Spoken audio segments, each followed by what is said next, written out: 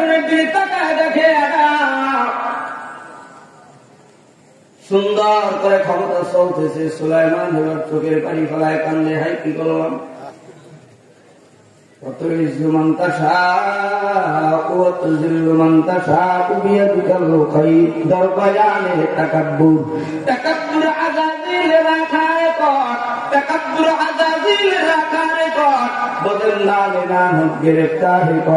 সেই বান্দার ভিতরে অহংকার থাকবে, তাকে আল্লাহ তাআলা টান দিয়া নামায়া ফেলবে। দর্শে পাতে তাওয়াজু কুনাত নেকে রক্তে দিয়া, সেই বান্দার সিনার ভিতরে নম্রতা ভদ্রতা, নিজেকে ছোট মনে করার ভাব চিন্তা থাকবে।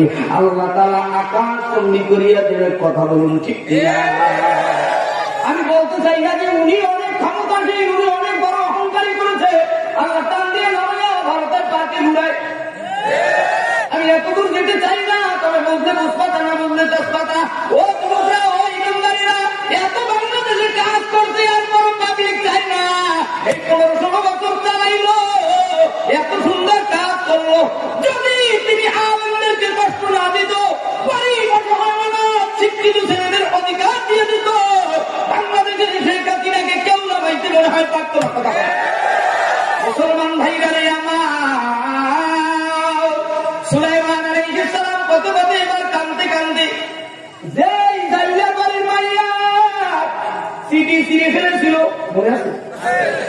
কি মনে নাই? আরো করে মনে নাই? যে সিটি সিরে ফেলেছিল, ওই জাল্লার বাড়িতে 1 মাসে 1 দিরহাম, কয় মাসে? 1 দিরহাম টাকায় সেই বাড়িতে জাল্লাওয়ালার সাথে কাজ করে বহুদিন হয়ে গেল, বহু রাত পার হয়ে গেল। ওই জাল্লাওয়ালা কাজ দিয়ে একদিন অনেক বড় লম্বা ঘটনা সংযোগ করছি, সামনে আলোচনা আছে, বলতে থাকবে। বাবা, তুমিও তো বিবাহের উপযুক্ত হয়ে গেলাম, একটু বলো। আমার বাড়িতে কয়জন লোক আছে? আমি আরামে চাইছি, জানি তো শাশি আছে, আরামে আছে,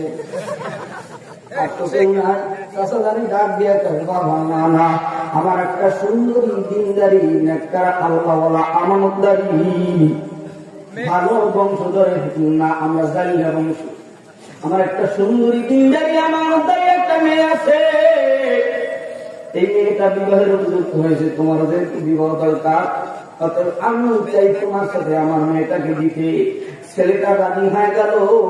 অনেক বড় লম্বা চেষ্টা করো, লম্বা ঘটনা, সমস্ত সব শেষের ঘটনা শেষ দিকে সুলাইমান আলাইহিস সালাম রাজি হয়ে গেলে কাজী দিয়া বিবাহ শাদী করায় দিলেন। রাত্র যখন বাসর রাত্র হয়, আমাদের বরিশাল অঞ্চলে বাসর রাত্রে নতুন জামাইকে দুধ জাল দিয়া সুন্দর করে ডিম সেদ্ধ করে, ডিম মামলা করে টেবিলের ভিতরে রাখে, অনেক খাওয়ান দাও, অনেক উপর নতুন জামার সামনে রাখে। এরপরে সুন্দর করে পাইয়া নতুন দিদি নতুন জামার হাতে তুলে দেয়। আবার সুন্দর করে ঢাকা থেকে নয়, একদম সৌদি আরব থেকে, ভাই সৌদি আরব থাকে, মালয়েশিয়া থাকে, জামার জন্য দুলাবার জন্য সুন্দর করে স্বর্ণের ঘড়ি ফাটাইছে, স্বর্ণের আংটি ফাটাইছে। এগুলো জামাইরে বাসর রাত্রের ভিতরে পরায় দেয়। ওই গরিব মেয়েটা কি দেবে নিজের জামাইকে? জাল্লার মাইয়া, দিনদার মাইয়া, নেককার মাইয়া, আমার দাড়িওয়ালা মেয়ে, জাল্লার মেয়ে রাতে কাঁদে, হায় মালিক, আমি আমার জামাইরে কি উপহার দিব গো?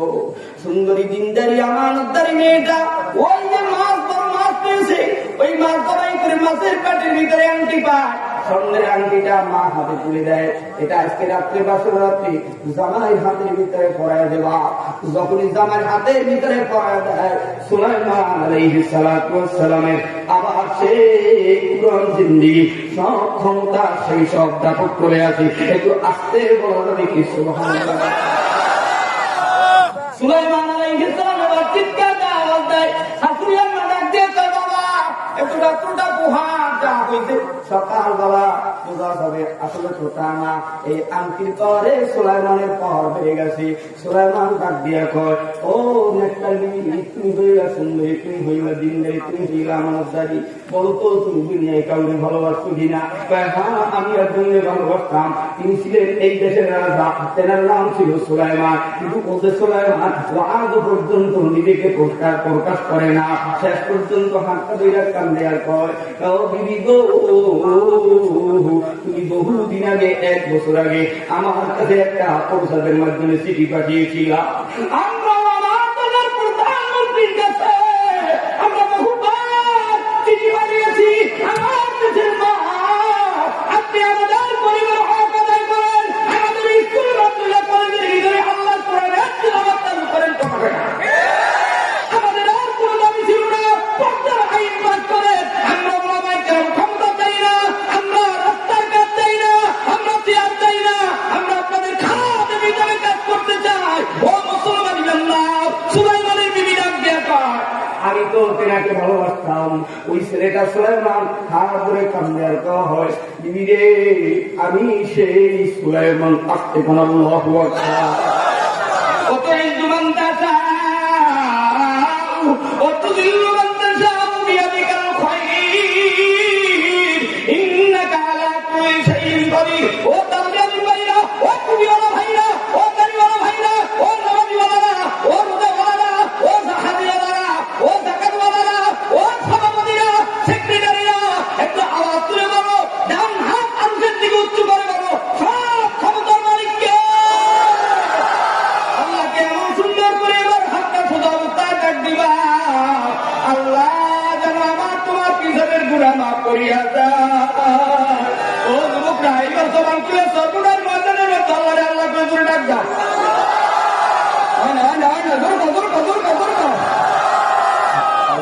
আল্লাহরে আল্লাহ করে ডাক দিছো,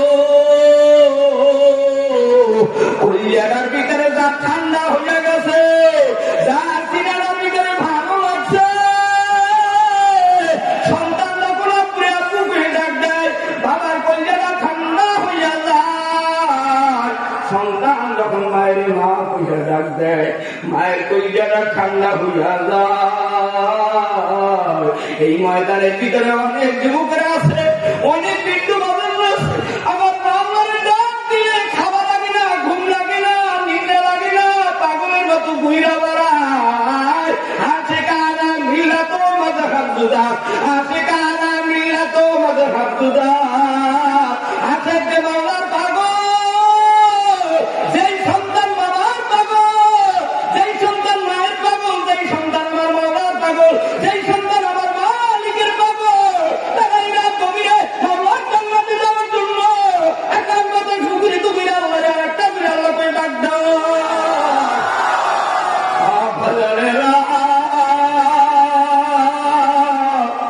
আমি মুসাফির,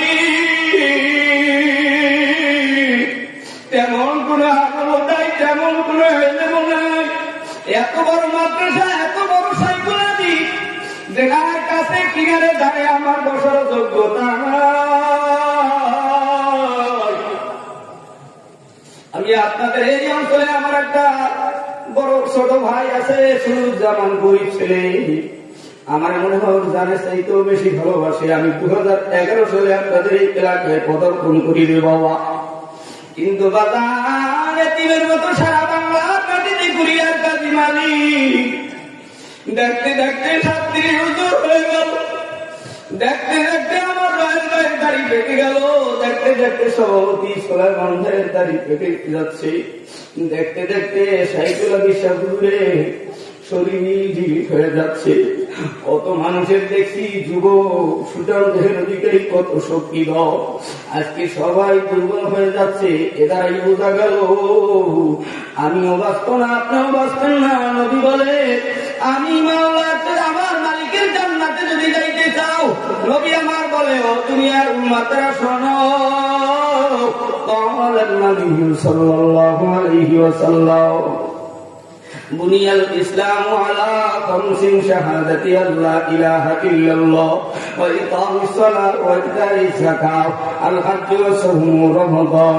আল্লাহ তবে আল্লাহর নবী পয়গম্বর বলে, তোমরা যদি আমার মাওলার জান্নাতে যাইতে চাও, ও দুনিয়া ইমানদারেরা, 1 নম্বরে ঈমান আনছো জান্নাতে যাওয়ার জন্য, 2 নম্বরে নামাজ পড়ো জান্নাতে যাওয়ার জন্য, 3 নম্বরে রোজা রাখো জান্নাতে যাওয়ার জন্য, 4 নম্বরে হজ করো জান্নাতে যাওয়ার জন্য, 5 নম্বরে যাকাত দাও জান্নাতে যাওয়ার জন্য।